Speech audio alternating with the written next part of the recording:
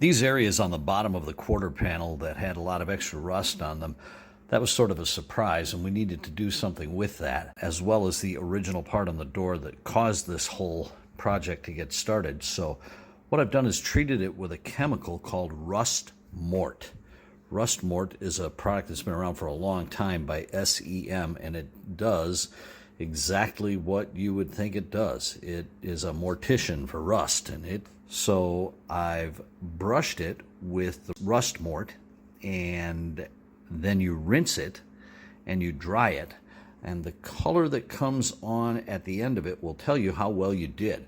If you've got a black coating, it says that there was a sufficient amount of Rust Mort applied, but not enough to completely remove the rust. A white coating means that there's still rust there and you need to sand it off and do it again.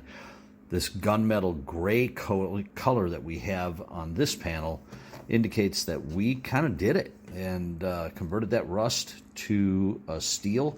And I've done this in the past. It really does a nice job. You fill it in with either fiberglass or plastic body filler and smooth it out a little bit and make it look nice and throw the paint on it, and you're as good as new.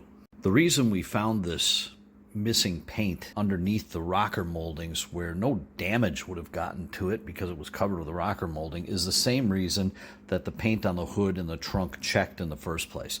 In 86, 87, 88, GM really was producing some pretty terrible paint. And it wasn't the paint that was the problem as much as it was the sealer and primer that they used underneath it. It had a tendency to shrink, and it would destroy itself from the underside. So this primer and sealer would shrink, and then the paint would crack.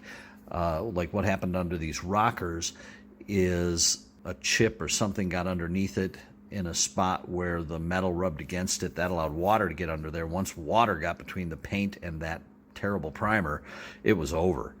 The horizontal surfaces, the hood, the trunk, they were prone to shrinking and cracking. The vertical surfaces would have the primer destroyed from underneath, and it would cause the paint to peel right off the sides of it. It was really a bad time for GM, but they've improved dramatically since then.